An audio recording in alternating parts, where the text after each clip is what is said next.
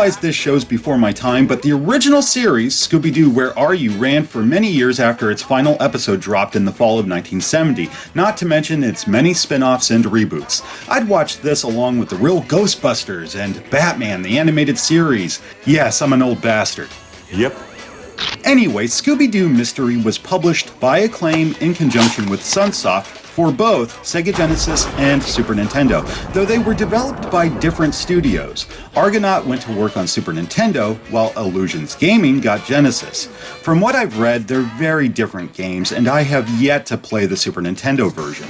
I may be able to snag a copy one of these days, but until then, let us focus on Genesis. Scooby-Doo Mystery is a fairly traditional adventure game that offers up two scenarios for players to solve in any order they wish. There's Blake's Hotel and Ha Ha Carnival. With Blake's Hotel, you gotta solve the mystery surrounding an ancient Native American chieftain's haunting, while the latter has you saving the carnival from a demented clown that's been sabotaging rides. In both scenarios, Fred, Daphne, and Velma leave Shaggy and Scooby to fend for themselves while they run off to fuck and get high. That's the best idea I've heard. So you control Shaggy while Scooby wanders about and provides hints as to where to search, either by sniffing profusely or outright pointing. You can move freely, though pressing B will bring up a cursor that lets you pick out various areas, items, and people to investigate. C shifts to your inventory. Using one of 10 commands, players can look, talk, give, take, push, pull, open, shut, eat, or use any number of items to search for clues, hidden doorways, or whatever. There's plenty of areas to explore, clues to uncover, and puzzles to solve in both scenarios. The game will even surprise you at times with a dark maze to navigate in Blake's Hotel, or a frenzied round of bumper cars at the Ha Ha Carnival. It all looks amazing too. Really, they fucking nailed the series, from the opening title screen right on down to the silly door gag and chase scenes. I especially love this one spot with the funhouse mirrors. That is awesome. As for music, familiar cues from the show play here and there aside from the main title theme, which I'm sure any Mystery Inc. fan will recognize instantly. Original music can be a tad dull, though not terrible. Sound effects are average, but the voice samples are nice. How about the puzzles? Well, there's no denying that they're challenging and quite clever. They're also irritating as fuck, for I keep trying to employ mature reasoning to a game based on a television show aimed at children. For example, these fucking Christmas lights. I suspect early on they're important, so I keep trying to nab them. The game won't let me rip them out of the sockets, so what's next? Maybe I need to try from the porch? No, that doesn't work. Like, do I need a ladder? Just what the fuck? Fed up, I finally hit a walkthrough, and come to find out, I had to rip a spring from this fucking mattress and use it to jump high enough to reach a bulb. Seriously, only in a cartoon would this shit make any sense. Another oddity is the battery I took from the radio. I held on to this thing for ages and couldn't find any use for it. Same with this tab I found behind the fridge. Once again, back to the walkthrough. Get this, first you combine the battery with the tab, then you combine it with that stupid bulb, and presto, now you have a flashlight. It's not like you're given any hints or anything, you just gotta fuck with your items until you get somewhere. And that's fine, I can't imagine too many kids being patient enough to figure this out, though I may be selling them short here, I don't know. However, there's one puzzle that had me wanting to strangle myself with a fucking controller cord. In the Ha Ha Carnival, there's a minigame of sorts where you gotta win a water pistol from a crane game, and just like the real thing, it's damn near impossible. Making it even more frustrating than necessary is that you need to insert a token every time you play, meaning you have to move that cursor down to use, press C, select the token, only to lose, and yeah, this shit's exhausting. At least you can save and come back later, right? Wow. I feel like it goes without saying that Scooby-Doo Mystery on Sega Genesis is a must for fans of the show as well as the genre. As a kid, I would always try and solve the mystery with Scooby and the gang, eagerly awaiting the big reveal just to see if I got it right. Scooby-Doo Mystery satisfies that same desire by making me an active participant and not an observer. For that, I am most thankful. But fuck you for that password. Hey, watch your mouth, you're in public. Of course. Well, it looks as though someday has arrived. I now have the Super Nintendo version of Scooby-Doo Mystery. How about that shit? As I said, this version was developed by Argonaut, and it's not a conversion of the Genesis release by any means. Instead, we have a side-scrolling adventure game with light platform elements, as well as new mysteries to solve. There's 4 of them altogether, each comprised of several screens where Shaggy and Scooby can search for items and clues, avoid enemies and obstacles, all while interacting with Fred, Daphne, and Velma. That isn't optional either. Fred will often provide hints or even guide you to points of interest. Daphne hands out snacks as a reward periodically, which you can use whenever needed. Velma looks at whatever clues or items you collect. Is this a weapon? Don't know. Ask Velma. Is this a clue? Ask Velma. Is Velma my childhood crush? Yes. Yes, she is. All the mysteries are different from the Genesis version. You have the spooky shipwreck, a haunted amusement park, and... wait. The Bing Bong Brothers? Why does that name sound familiar? Oh yeah, the Bing Bong Brothers. How's that song go again? Yeah, I don't really like that song. Moving on. We then have the Spooky Swamp and Bradshaw Manor. You must play them in order too, no skipping here, unless of course you go online and write down some codes. Oh fuck, look at that. That's a marked fucking improvement right there. To be totally fair, those Genesis codes had to record a lot of data, meaning you could come back without having to repeat any puzzles. Here, the password is only good for skipping a mystery you've solved. That's nice. So, once Velma has enough clues, it's time to trap the big bad. Fred comes up with a plan, then you collect all the necessary items, assemble it, lure Big Bad into said trap, and... really? That's all there is to it. Compared to the Genesis game, these puzzles are very simple and straightforward. Velma eliminates much of the guesswork. You won't be idle long fiddling about with 10 commands, pecking around at busy backdrops with your cursor. No, you have the whole gang helping you out at every turn. Now, before I get too carried away, I want to talk about all that superficial stuff. Like Illusions Gaming, Argonaut really captured the essence of the show with both graphics and sound. The animations look smooth, lots of color, and cool atmospheric effects like that eerie light from Scooby's lantern or the rolling fog. This is really a beautiful fucking presentation. I don't hear much in the way of original music, just score from the show lovingly recreated here, accompanied by some clean voice samples and appropriate sound effects. Although, I gotta ask, where's the theme song?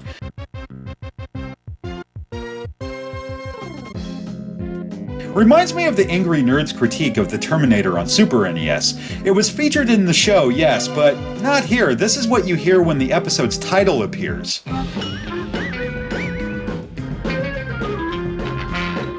Kinda weird, though. I'll let it pass. I feel the meat and potatoes of any adventure game are the puzzles. On Super Nintendo, they're easy to work out and unimaginative. If anything had me guessing for a hot minute, it was using Scooby to sniff out hidden items. You have to hold down search to get anywhere, not tap it. I got it sorted though. Still, that's not to say Argonaut didn't find ways to balance it out. That's where hopping platforms and going up against enemies comes into play, not to mention these goofy bonus rounds. Although, platform jumping and attacking highlights one major problem with this fucking game. That is control. Every now and then, presses just won't register. It pisses me off most when jumping because you have to be pretty fucking exact when landing. Otherwise, you fall through. The Spooky Swamp is especially irritating because this can lead to death right quick.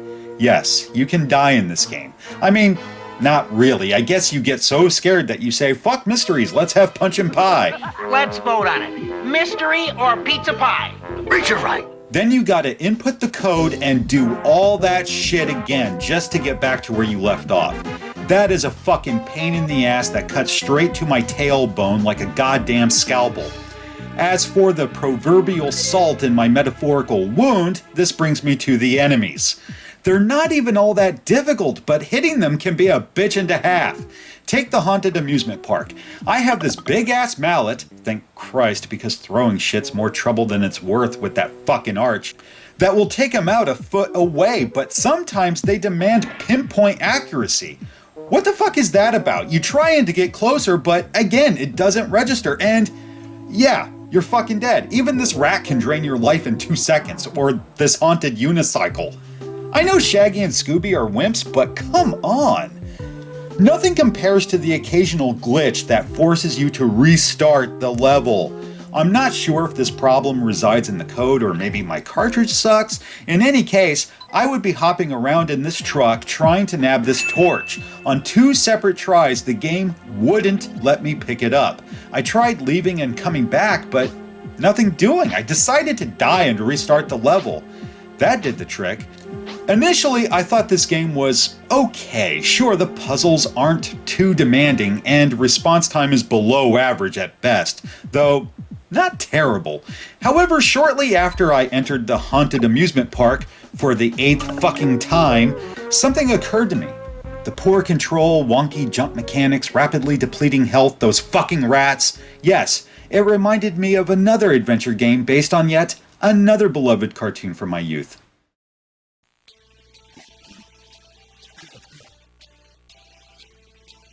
Okay, I'll admit it.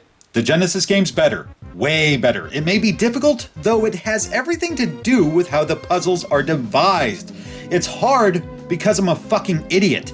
No dodgy hitboxes or shit controls or dumb glitches. It's a genuinely challenging game. The only thing this version puts to the test is my patience, and I'm glad to say it fucking won. Oh, stop it, stop it. I can't stand it. Be quiet, you two. Jinkies, another Scooby-Doo game? Yeah, this time it's Scooby-Doo Classic Creep Capers on Nintendo 64.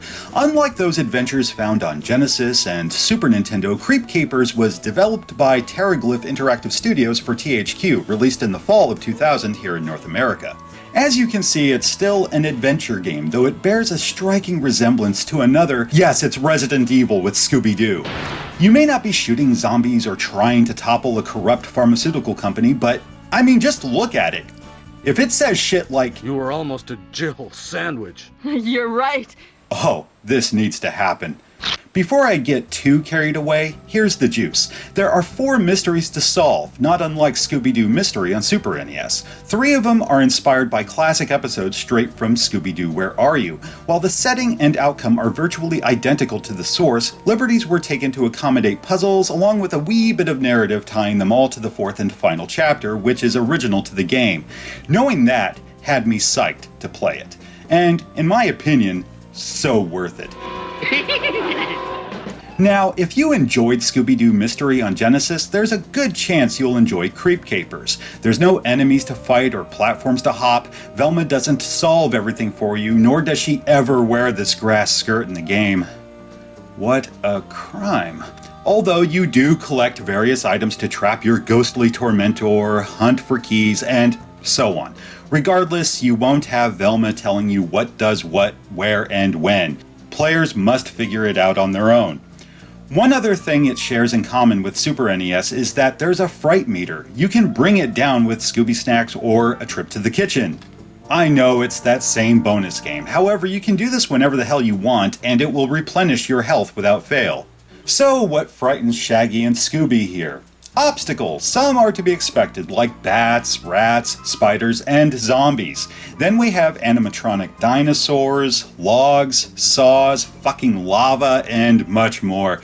Not to mention the ghastly ghoul you're trying to debunk. Once you've found all the clues and items needed for traps, Shaggy and Scooby lure Big Bad into trap, big reveal, you know the drill. Oh, you want to hear the best part? You can save your game using the memory pack. 3 slots in total, and it doesn't consume that many blocks. Those passwords can suck a dick. Alright! Really, it's like Creep Capers took arguably the best elements from both versions of Scooby-Doo Mystery, then put them in a blender. In my opinion, I think it tastes pretty damn good. Puzzles aren't as confounding as those found on Genesis, nor as paint-by-numbers as Super NES. Many games like the Ski Chase and River Run offer up some quick thrills while giving players a much-needed break from scavenging. That, and it all looks great on Nintendo 64. I know a lot of folks bitch about the blurry textures and persistent fog, but it's Nintendo 64. I can't penalize every game for that shit. And honestly, I think we have some nice detail here. Every episode has its own distinct look and feel. The colors fucking pop, yet the environments still look appropriately spooky thanks to light sourcing and minimal use of fog. Character models match their two-dimensional doubles from the series quite nicely, and call me crazy, but I'm loving it. My favorite mystery is the last, for it's wholly original and it's got atmosphere out the ass. The maze of stone littered with zombies, the spiraling ascent at the start, this fucking mirror, as well as this hallway. Not gonna lie, that shit made me jump my first go. Bravo. Again, music and sound effects are on point. The theme is especially faithful, minus the lyrics. Although the voice samples are crisp, there's quite a few of them in fact. Yeah, let's roll. I am legitimately shocked this game doesn't get more attention. If I have any issues, it's the control. Not that they're bad, but games that employ fixed camera angles like this tend to fare better with tank controls. Since this feels a lot like Resident Evil, I had a hard time adjusting to this layout. In Resident Evil, no matter where your character is facing, you always push up to walk forward. Here, when the screen shifts to another angle, your character may be facing another direction entirely, yet you're still holding right on the stick, though Shaggy is walking forward as if the screen didn't change. If you let up off the stick, the damn thing adjusts to the current screen orientation. It took me a while to wrap my head around that shit, so I look as if I'm a drunken idiot half the time. Otherwise, controls are responsive and hit detection solid.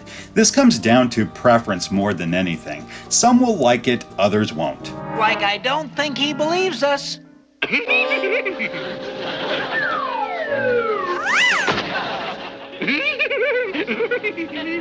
After having played all these games back to back to back, I think this may be the best of the bunch.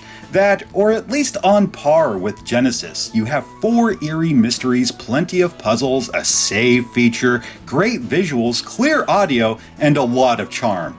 Also, no puppy power ever. Oh, yeah? Well, my Uncle Scooby can handle any old snake demon, and he'll just get a hold of you.